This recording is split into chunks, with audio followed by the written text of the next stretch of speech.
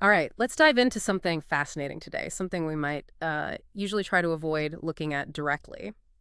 We've pulled together sources exploring a concept Carl Jung brought into the light, the shadow self. Exactly. And the compelling idea woven through these sources is, well, what if the very parts of ourselves we shove into the dark, the parts we're ashamed of or reject?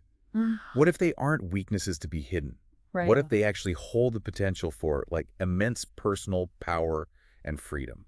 That's our mission for this deep dive, then. We're going to unpack the insights from the materials you shared, articles, research notes, to understand what this shadow is, where it comes from, how it might be secretly influencing your life, and crucially, practical ways to work with it. Hmm. We'll even look at a specific technique, EFT or tapping, tailored for this kind of integration work. Yeah, get ready for some potentially surprising connections and maybe, a few aha moments that could really change how you see yourself and maybe the people around you too.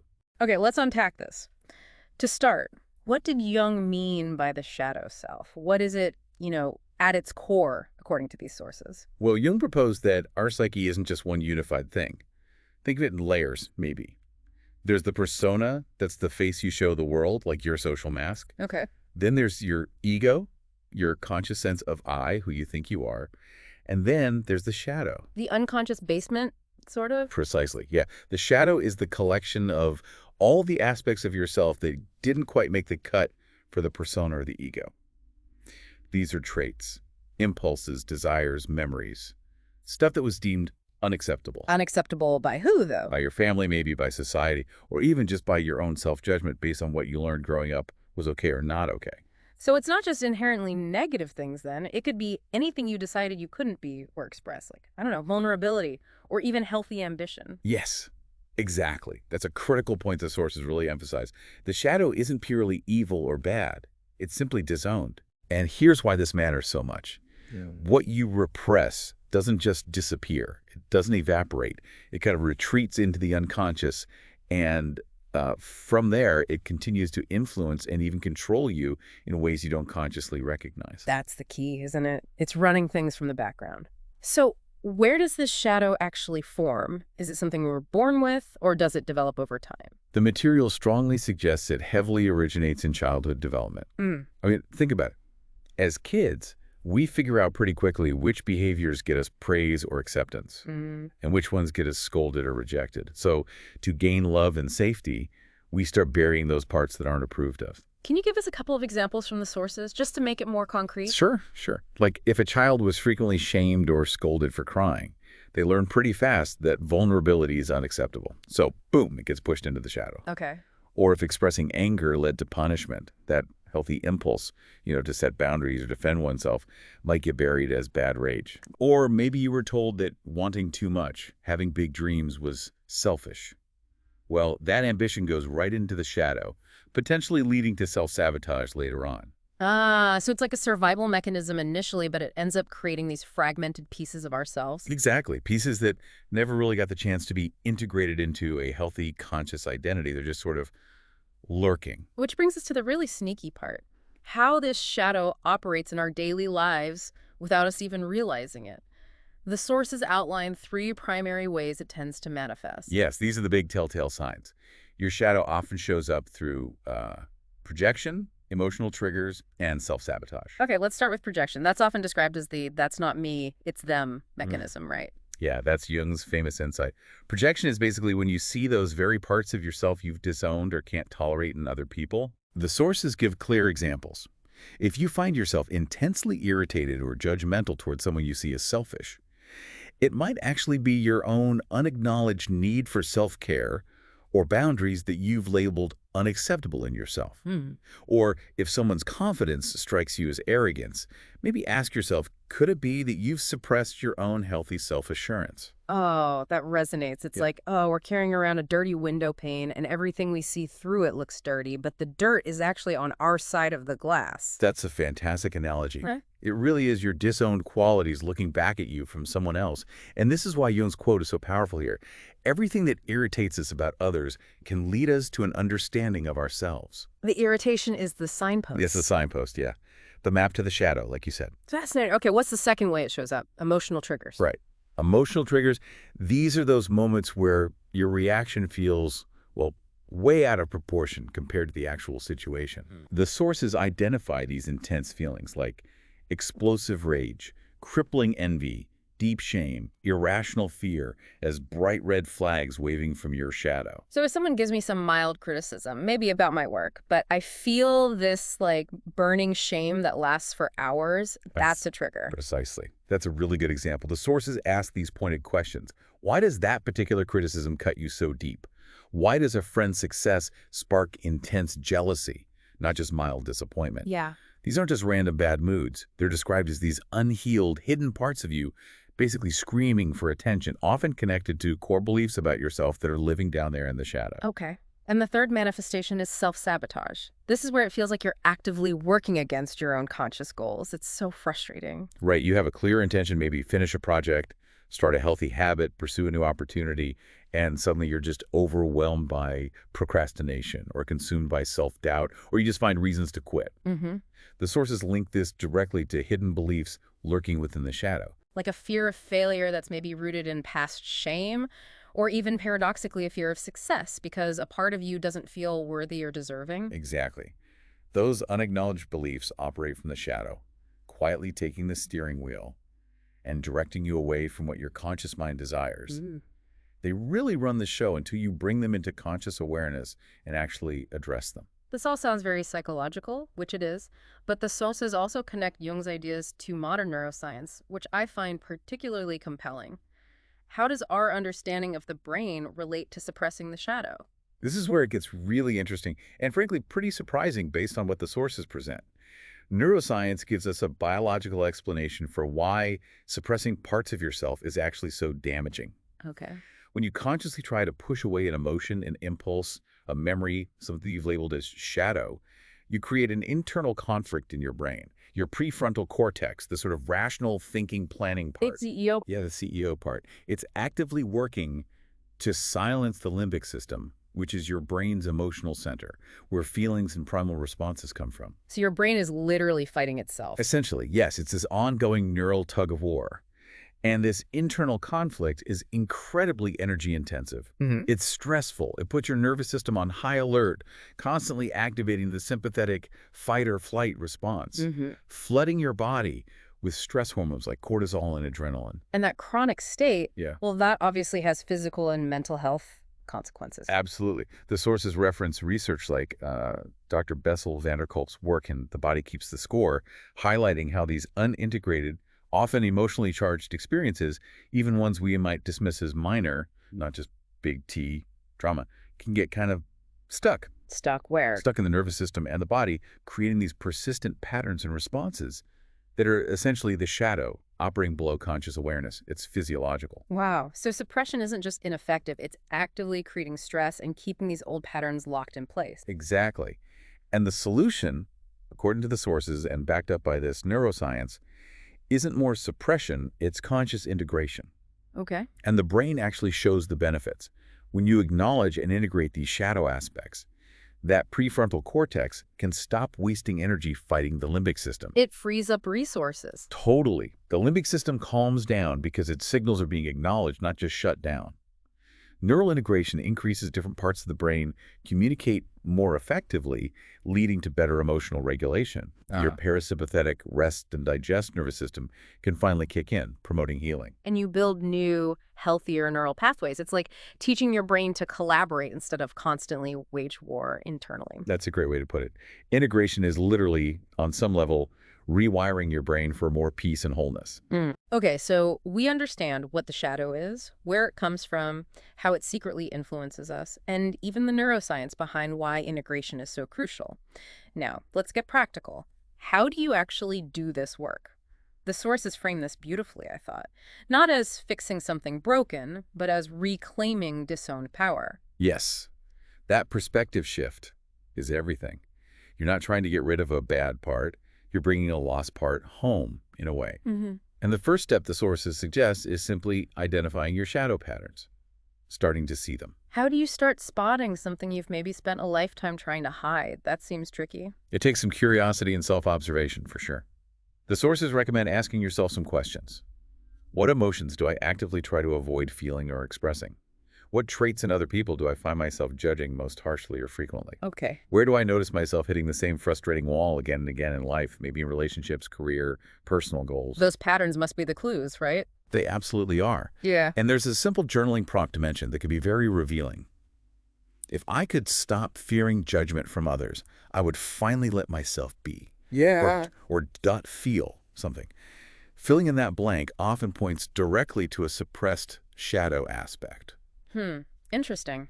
Okay, so once you start to glimpse these hidden parts, how do you work with them directly to integrate them? The sources introduce using EFT or tapping in a specific way for this. Can you tell us about that? Yes, EFT is highlighted as a really powerful, scientifically backed tool for this. Yeah. It combines talking about the issue, that's the psychological exposure part, with gently tapping on specific acupressure points on the body. And the research suggests this combination helps to calm the nervous system right down and reprocess the emotional charge around the issue.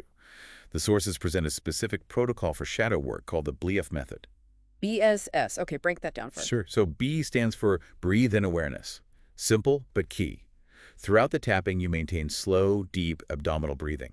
This anchors you in the present moment. Okay, breathe. And as you breathe, you bring awareness to where you feel the emotion or tension related to that shadow aspect in your body.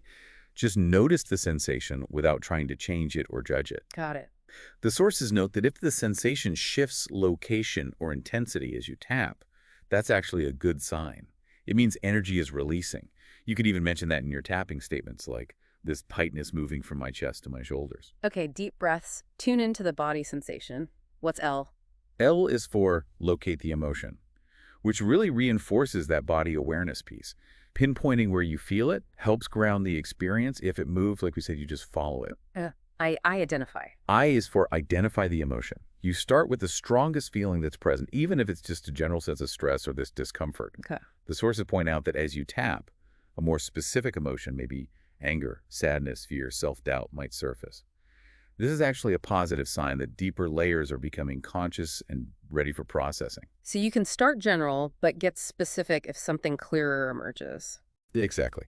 Now for the two S's. The first S is for shadow integration setup. This is important.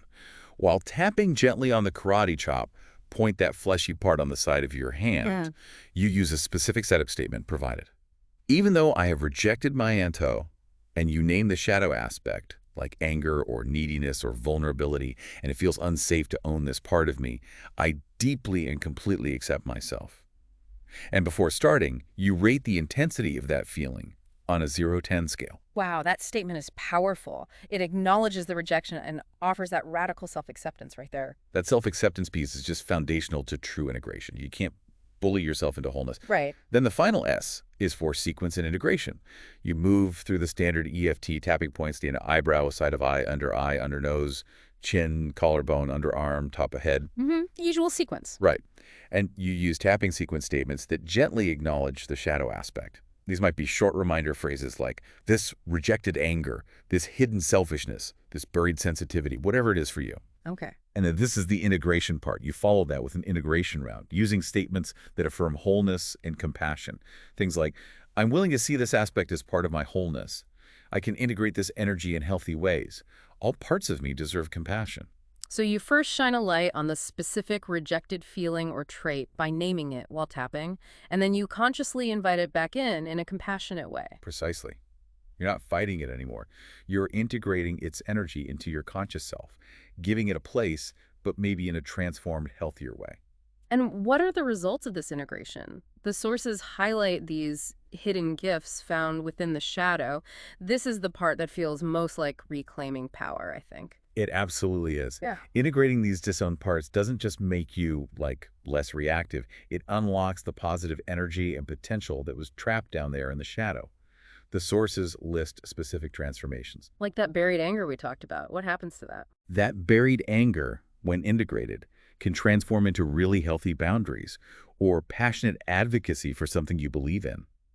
What was rejected as selfishness becomes necessary self-care and the ability to set clear priorities for yourself. Suppressed vulnerability transforms into authentic connection and emotional intelligence. Judging yourself for pride? Maybe that energy converts to healthy self-worth and confidence. Even fear, when you turn towards it instead of running, transforms into wisdom and appropriate caution. It's about transforming the energy, not eliminating the feeling itself. That seems like a crucial distinction. It really is. The example of Sarah, whose explosive anger was mentioned earlier, illustrates this perfectly.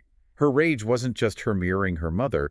The sources explain it was also her own rejected need for respect and her inability to set boundaries effectively. Okay. So by using the bliss method to compassionately tap through that anger and the underlying feelings, she learned to acknowledge it as important information, like a signal saying, hey, I need to be respected here. Yeah. And she could then transform that energy into clear, direct communication with her children without the explosive outbursts.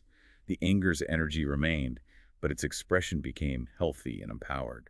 That transformation is incredible. So besides journaling and the bliss method for EFT, are there other practical exercises the sources suggest for like daily shadow work? Things you can weave in? Yes, definitely. There are a couple of simple practices mentioned that you can weave into daily life pretty easily. One is the projection mirror exercise. Okay. Based on that Jung quote, I'm guessing this involves looking at what bugs you in other people. Exactly that.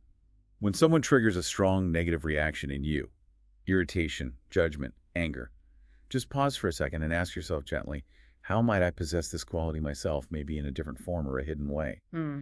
So if their perceived arrogance really gets under your skin, where might your own healthy confidence be buried or judged?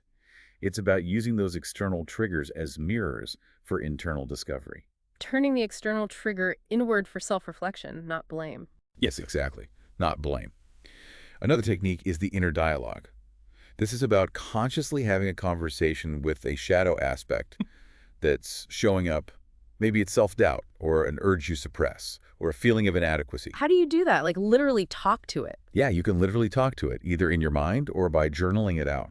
Ask it questions. What are you trying to tell me? What do you need? What are you protecting me from? Often, these shadow parts are carrying important messages about unmet needs or fears that your conscious self hasn't really acknowledged. Like the self-doubt might be trying to protect you from the pain of perceived failure? Or maybe the anger is trying to protect you from being taken advantage of again. Precisely. Giving it a voice helps you understand its original, often protective purpose, even if its current method isn't helpful anymore. And finally, there's the compassionate witness practice. This involves approaching your shadow aspects, those parts you'd rather not admit to having, with simple curiosity and non-judgment. When you notice a shadowy feeling or thought pop up, instead of immediately suppressing it or beating yourself up, you might just think, isn't it interesting that I have this capacity for jealousy, fear, judgment? What might this feeling be trying to show me about my deeper desires or values or fears? And it's observing with kindness, really, rather than fighting or judging. Yes, curiosity replaces criticism. That's the key. So pulling this all together then, what are the big ripple effects of doing this work? What really changes when you start integrating your shadow more consciously? Well, the changes, according to the sources, are profound and pretty far-reaching. When you stop projecting parts of yourself, your relationships tend to improve dramatically because you're projecting less of your own stuff onto others. Makes sense. Your energy increases because you're no longer spending it fighting that constant internal war we talked about.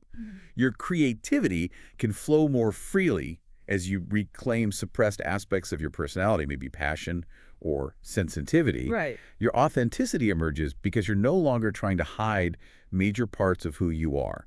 And your emotional regulation generally improves naturally as that inner conflict decreases. You just feel more integrated. It really sounds like a path towards genuine wholeness and, well, freedom. It truly is described that way, yes. This has been incredibly insightful. The core message from all these sources feels really clear. Your shadow isn't some monster under the bed to be feared. No, not at all. It's reframed as a powerful teacher, actually, a source of trapped energy and hidden strength, and ultimately the path towards becoming more whole and authentic. In Jung's words, just capture it perfectly, don't they?